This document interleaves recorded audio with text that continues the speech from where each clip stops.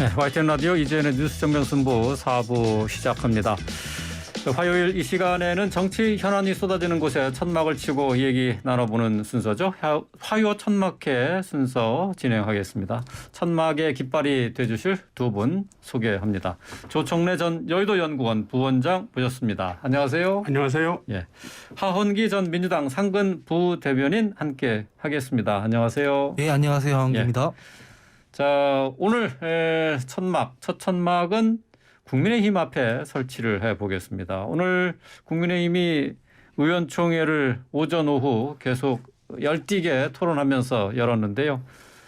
자, 오늘 이제 당원 당규 개정하는데 의원들이 뜻을 모았습니다. 당원 당규 그 내용이 이제 비상 상황 요건에 관한 것인데 여기에 대한 당원 개정안 나온 것과 관련해서 앞으로 어떻게 이 당원 개정안이 처리가 될지 뭐 당 내에서도 또 반대 의견도 아직 뭐 남아 있는 것 같아서 좀 불안해 보입니다. 두 분 어떻게 보시는지 자 먼저 조청래 부원장부터 얘기 들어보죠. 예, 법원의 그 가처분 판결 내용에 보면 비상 상황에 대한 부분 예. 지적을 했지 않습니까? 그렇죠. 그래서 국민의힘 입장에서는 비상 상황에 대한 부족한 부분, 그 요건 그걸 강화하는 안을 오늘 그 의원총회에서 예. 그 추인을 받은 건데요. 네. 그러니까 원래 이제 당의 비상 상황은 원래 당헌 당규에는 대표 거리시 혹은 최고위원회의 기능 상실이라고 돼 있었는데 그렇죠. 예. 그 최고위원회의 기능 상실 부분을 조금 더 보완해서 자세하게 집어넣습니다. 예. 그러니까 청년 최고위원을 포함해서 선출직 5명 중에서 4명이 사퇴하면 이게 이제 비상 상황이다. 이 구절이 들어간 건데요. 예. 지금 그 국민의힘 최고위원회의를 보면 뭐 소급 부분이 있을 수 있지만 예.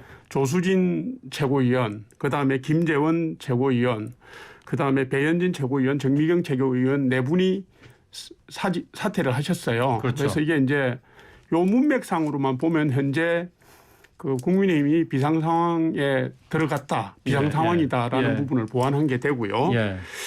근데 이제 의원총회에서 여러 가지 논란에도 불구하고 이런 부분들이 추인이 되는 이유는 상황 수습의 시간 조건 때문이라고 저는 봅니다. 이게 이제 가장 짧은 시간 안에 지금 이 위기 국면을 벗어나서 당을 안정시킬 수 있는 방법이 무엇이냐. 네. 이 부분에 대해서 이제 소속 의원들께서 공감을 하는 부분이 있는 것 같아요. 예를 들어서 일각에서 얘기하는 것처럼 새로 원내대표를 뽑아서 상황 정리에 들어가려면 제가 시간상으로 계산해 보니까 길게는 3주 이상이 걸려요.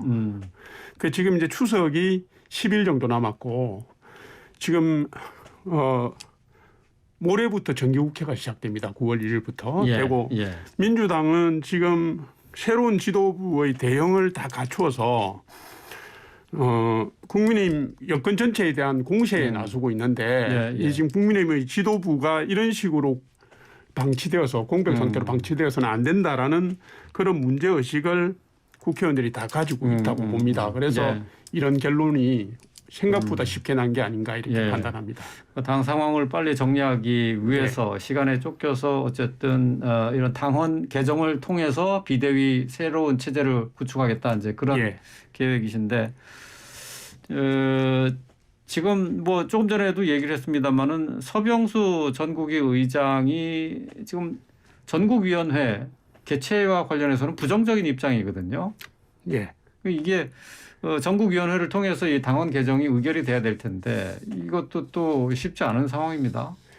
그런데 이제 많은 분들이 그 지적을 하시는데 이게 제가 이해하기는 서병수 의장님께서 지금의 사태에 대한 자신의 정치적 입장을 밝히신 걸로 저는 이해를 합니다.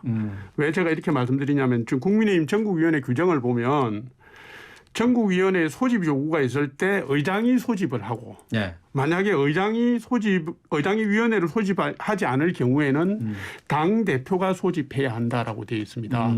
그래서 의장이 아니라도 가능한 수가 있다라는 것이고 당 대표 권한을 가진 분이 소집을 하거나 권성동 원내대표가 이를 부의장에게 위임해서 가는 방법도 있을 수 있다. 예. 권성동 원내대표의 발언이 그 맥락에서 나온 거라고 보시면 되겠습니다. 예. 자, 국민의힘의 당원 당규 개정 어떻게 보시는지 하원기 부대변인 얘기 좀 들어볼게요. 정당 간의 이해관계를 떠나서 그냥 국민의 눈으로 보면 네. 국민의힘 본인들끼리만 심각하고 사실 본인들끼리만 난리가 난 그런 상황이라고 할 수밖에 없지 않겠습니까? 어떤 조직이든 비상 상황을 맞이하기 싫을 겁니다. 근데 사람들이 다 비상이 아니라고 하는데 억지로 비상 상황을 지금 요건을 만들어서라도 그 상황을 만드는 이 비정상적인 상황에 지금 처해 있는 거거든요. 사실 당의 헌법이나 당의 규범을 급하게 바꿔서까지 집권 여당이 비상 상황으로 만들어야 되는 이유가 뭐냐, 이걸 국민들이 궁금해할 거라고 저는 생각을 하고요.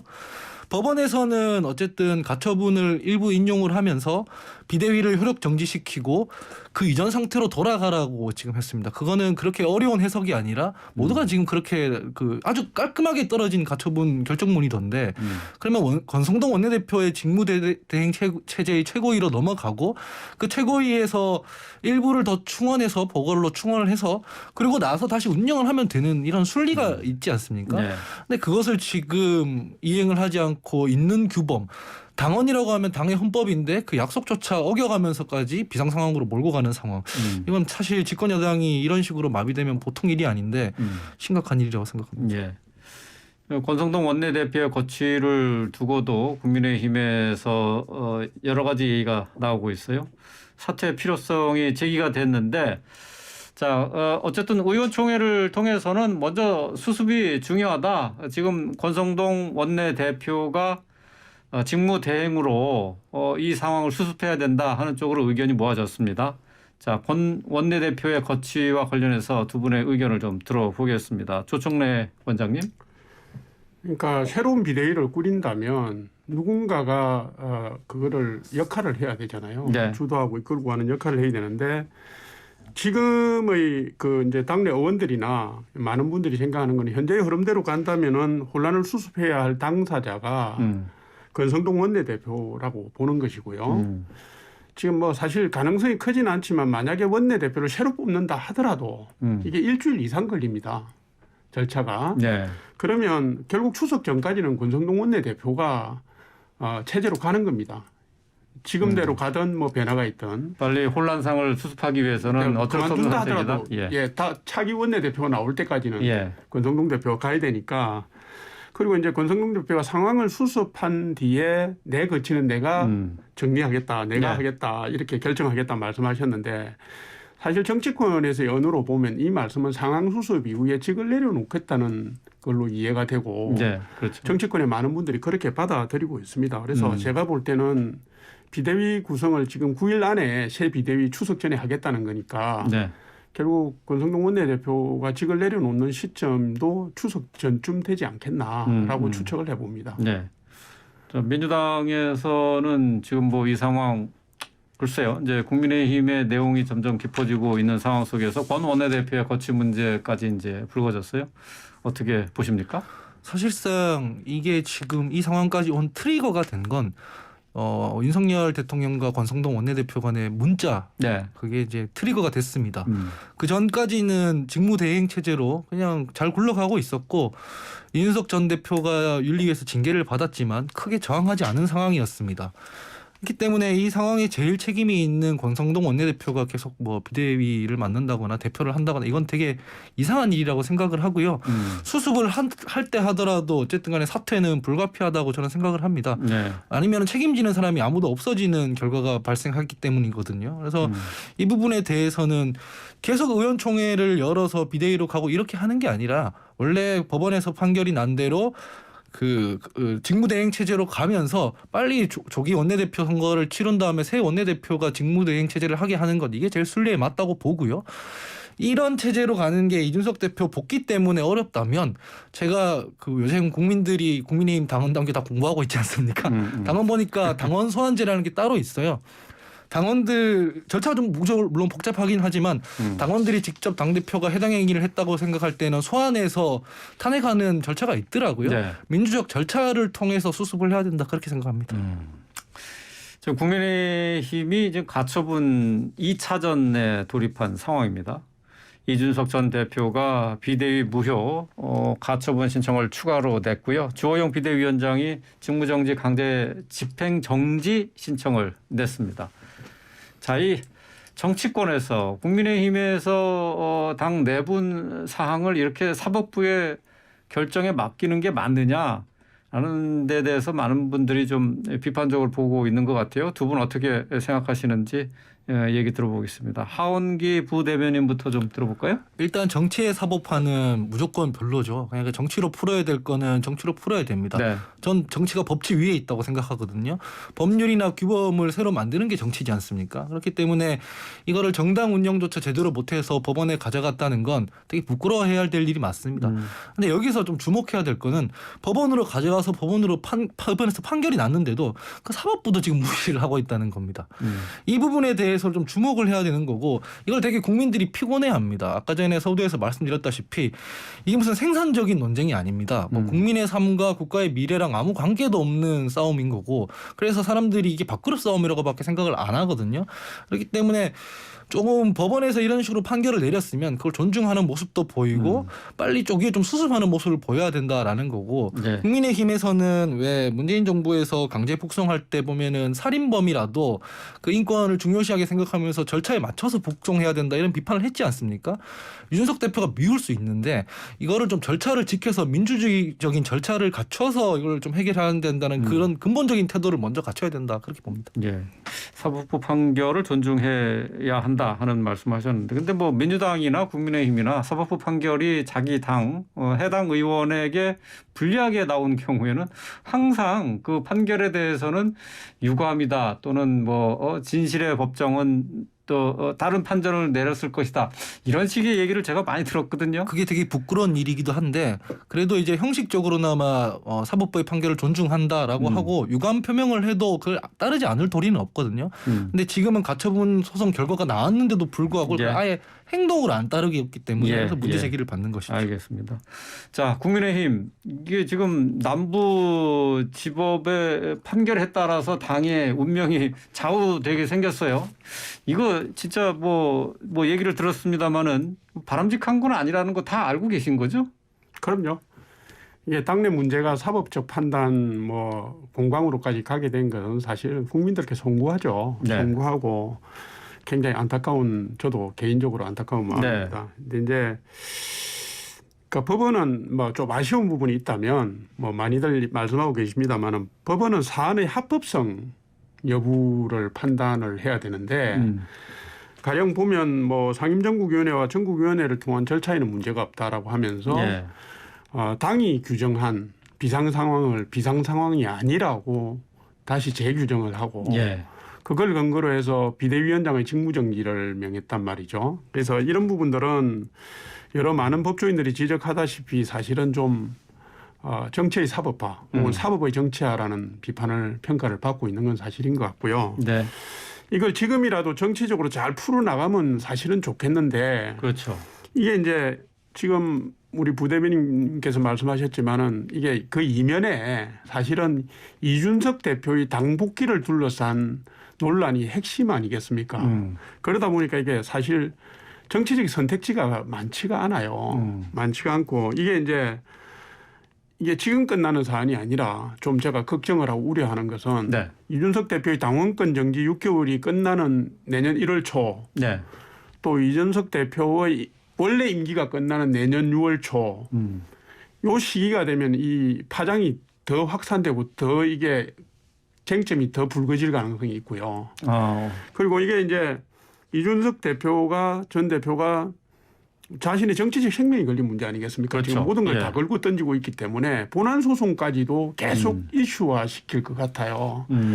그래서 사실은 이게 뭐 중간에서 어떻게 정치적인 매듭을 지으면 좋겠는데 상황이 이렇게 가다 보니까 저부터도 걱정을 하고 우려를 하고 국민들한테 그렇죠. 송구하다는 말씀을 드리게 되는 건 예. 어쩔 수 없는 것 같습니다. 예. 국민의힘 안에서는 이준석 전 대표를 어떻게든 끌어안아야 된다 하는 얘기도 있는데 여기에 또 거부감을 갖고 있는 국민의힘 당직자나 의원들도 또 많이 있어요. 이러다 보니까 이게 사태 해결이 쉽지 않은데 어떻습니까? 조 부원장님께서는 개인적으로 어떤 의견을 갖고 계세요? 이게 사실은 이제 당원권 1차적인 시기가 당원권 정지 6개월 윤리의 징계가 내리기 전 단계의 정치적 해법이 들어갔어야 되고요. 네. 그다음에 징계 이후에도 제가 이해하기로는 윤리 징계 전에 이준석 해법을 대표가 찾았어야 된다. 비교적 조용한 행보를 했지 않습니까? 그렇죠. 예.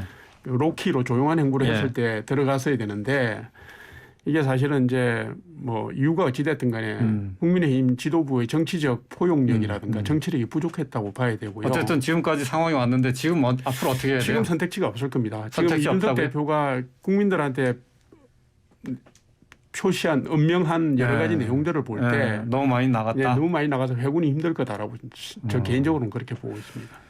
예, 그렇다면 당분간 뭐 이런 진통은 계속될 수밖에 없다 이렇게 예상하고 계신 거네요. 예, 네. 알겠습니다. 자, 이번에는 민주당으로 넘어가 보겠습니다. 이재명 신임 당대표 어제 양산에 있는 문재인 전 대통령 사저를 찾아서 당내 통합 행보에 나섰습니다. 윤석열 대통령에게는 영수회담을 제안했죠. 협치 행보도 시작을 했는데 오늘 또 통화도 했고요. 자, 두 분의 평가. 이재명의 민주당 어떻게 앞으로 어떤 행보를 보이고 또 어떤 것을 기대하고 있는지 얘기를 좀 들어보겠습니다. 하원기 상근 부대변인부터 좀 들어볼까요? 이재명 대표는 출마 시점부터 전당대회 출마 시점부터 비판을 많이 받았습니다. 사실은 왜냐하면 대선 때 0.73%포인트지만 패배는 패배한 겁니다. 네. 그리고 난 뒤에 지방선거에 나와서 또 패배했습니다. 이러면 국민들 보기에는 국민들이 지금 선택하지 않은 것에 대해서 스스로 반성도 좀 하고 성찰도 좀 하고 그런 시간을 거친 뒤에 다시 복귀하는 게 좋겠다라고 생각하는 분들이 굉장히 많습니다. 그럼에도 불구하고 지금 출마를 강행한 것 아니겠습니까? 근데 물론 당의 대선 주자니까 당대표에 나서면 당선이야 되죠. 하지만 이제 내용은 지금부터 채워 나가야 되는 그 과제가 남아 있는 것이고요. 0.73%포인트라는 것을 민주당에서 뭐 졌지만 잘 싸웠다 이런 식으로 포장을 하지만 바꿔 말하면은 지금 한국의 정치적 양극화가 그만큼 극명한 상황이라는 겁니다. 거의 정치적 내전 상황을 방불케 하는 건데 그런 상황에서 각 당도 지금 집안 싸움을 했던 상황이지 않습니까? 이재명 대표로서는 뭐 명락 대전이라든가 뭐 친명 반명 이렇게 나눠져 있던 것을 잘 수습해야 되는 1차적 과제가 있는 것이고 당 외로는 이제 협치를 통해서 국민들에게 이롭게 하는 성과가 필요한 것이죠. 그래서 저는 그렇게 생각을 합니다. 지금 다수당에서 무조건 발목 잡고 말리고 이런 것만 하기보다는 입법으로 뒷받침될 건 뒷받침해주고 행정부에서는 집행할 건 집행하면 국민들한테 결과적으로 이로우니까 그 두 분에서 조금 대승적인 결단으로 이 교착 상태를 좀 풀었으면 좋겠다 그렇게 생각합니다. 네. 개파 갈등과 관련한 뭐 논란도 어쨌든 이재명 당 대표가 됐으니까 이제 이 부분도 해소를 해야 되는 거죠. 예, 지도부가 그러니까 지도자가 풀어야 되는 입장입니다. 이제 내가 지도자가 됐고 내가 힘이 있으니까 당신들이 다 머리를 숙이라는 태도로는 되는 게 아니고요. 이런 거는 무조건 포용력이 있는 모습을 보이면서 해야 되는 것이겠죠. 예. 자, 이재명 당 대표의 당선으로 국민의힘이 앞으로 협치에 대해서 어느 정도 기대할 수 있을 것인가? 이 부분이 좀 문제가 될 것 같은데 어떻게 보십니까? 뭐 어찌됐든 새로운 지도부가 들어섰으니까 대화를 하고 시도를 해야죠. 포용력 있게 가야 되는데 어제 이제 이재명 대표의 그 행보나 이런 말씀을 보면 대체로 이제 그 세 가지가 분명히 드러났는데 첫째는 이제 전당대회 과정에서 비명 친명 간의 분열과 갈등을 치유하고 어쨌든 민주당의 정통 후보가 되겠다. 라는 식으로 이재명의 민주당을 정의를 하고 들어갔고요. 두 번째는 이재명 대표께서는 민생을 강조하고 밑에 최고위원들은 무슨 특검법이니 뭐 김건희 여사에 대한 부분이니 뭐 이런 사법 리스크에 대한 부분들을 쏟아놨단 말이죠. 그래서 네거티브는 다른 최고위원들이 하고 포지티브는 이재명 대표가 하겠다는 역할 분담 체계가 드러난 것 같고.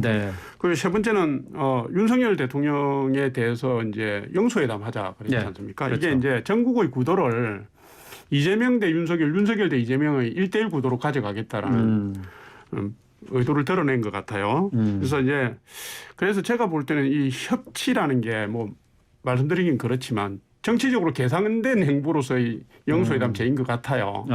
이게 이제 사실은 옛날에는 대통령이 여당 총재를 겸임했습니다. 그죠? 그게 여당 총재를 겸임하다가 그게 이제 갈라진 게 노무현 대통령 때부터예요. 그 이후에는 대통령들이 이제 명예당원 이렇게 돼 있고 국민의힘 당헌상에도 대통령은 당직을 겸임할 수 없다 이렇게 되어 있습니다. 네. 정해직 외에는. 예. 근데 이 용어가 사실 지금 적합하지 않습니다. 그래서 딱 맞는 단어는 대통령과 여야 대표회담인데 이게 지금 잘 아시는 것처럼 국민의힘은 아직 지도부가 완전히 구성이 되지 않아서 네. 이런 맥락에서 보면 조금 시간이 걸릴 것 같기도 하고요. 또 사례를 보면 2019년도 5월에 당시에 자유한국당 황교안 대표가 문재인 대통령께 영수회담 제의를 한 적이 있었습니다. 그때 청와대하고 민주당에서 뭐라고 그랬냐면 과거 제왕적 총재가 있던 시절에 하는 방식이다. 권위주의적이고 전근대적 발상이라면서 오히려 역규정을 했고요. 예. 그래서 했던 게 여야정 협의체였습니다. 제대로 되지는 않았죠. 않았는데 어쨌든 제가 드리고 싶은 말씀은 형식보다는 내실 있는 대화 그런 협치가 중요하지 않겠나. 예. 양쪽이 다 지혜를 발휘해야 될 때다. 이 예. 말씀 제가 드리겠습니다. 겉으로 드러나는 것에 치중하지 말고 네. 실질적으로 협치가 될 수 있게끔 노력해달라 그런 부분인데 지금 어쨌든 윤석열 대통령과 이재명 민주당 당 대표로 이렇게 다시 또 만나게 되는 그런 모양입니다. 그러니까 윤명 대전 3라운드다라는 그런 식의 분석을 하는 분들도 있어요. 앞으로 국민의힘과 민주당이 어떻게 행보를 같이 맞춰 나갈 것인지 여기에 대한 걱정을 많이를 하는데 어떻게 보세요? 그러니까 민생 위기, 경제 위기 해결하려면 사실은 국회에서 입법적인 부분이 받침이 돼야 되잖아요. 그런데 최근에 민주당 행보를 보면 부동산 문제라든가 세제 문제라든가 제가 한 가지는 지적하고 넘어가겠습니다. 종부세 문제 같은 경우에 그 작년인가요? 재보선 때 당시에 송영길 대표가 완화하겠다. 부동산 세제 완화하겠다고 하고 끝나고 난 뒤 또 원점으로 돌렸고요. 대통령 선거 전에 이재명 후보께서도 종부세 일가구라든가 뭐 지방의 상속분이나 일부분을 완화하겠다고 말씀했다가 대선 끝나고 또 원점으로 돌렸고요. 지금 지방선거 전에 또 완화하겠다고 했다가 지방선거 이후에 또 원점으로 돌렸습니다. 그래서 실질적으로 국민들에게 혜택을 주는 그 입법 뒷받침이라든가 정당 간의 협치에 좀 집중을 해야 된다. 그래서 제가 볼 때는 1대1의 여야 영수회담, 1대1의 영수회담 양식보다는 국회에 참여하고 있는 교섭, 비교섭 단체 대표들이 다 같이 모여서 지혜를 모으는 방식의 회담이 오히려 실질적이지 않나 하는 지적을 드리고 싶습니다. 알겠습니다. 그러니까 애초에 약속이 돼 있던 입법 사항도 지금 도와주지 않고 있다 하는 지적이 있는데 그 부분 어떻게 해요? 그 지적에 대해서 이렇게 말씀을 드릴 수 있겠는데요. 이재명 대표 같은 경우에는 어차피 싸울 건 싸워야 되는데 지금 그게 좁혀지지가 않으니까 대선 때 했던 공통 공약이라도 그러면 협의해서 처리를 하자라고 하면서 영수회담을 요청했거든요. 근데 대통령 입장에서도 지금 여소야대 국면이기 때문에 야당에서 안 도와주면은 지금 하고 싶은 법 하나도 지금 통과를 못 시키는 상황인 거고 야당 입장에서는 국민들을 대상으로 뭔가 지금 유의미한 행보를 보이려면 일단 행정부에서 집행을 이끌어내야 되는 상황입니다. 그렇기 때문에 문재인 정부 때랑은 상황이 조금 다르다고 말씀을 드릴 수 있을 것 같고요.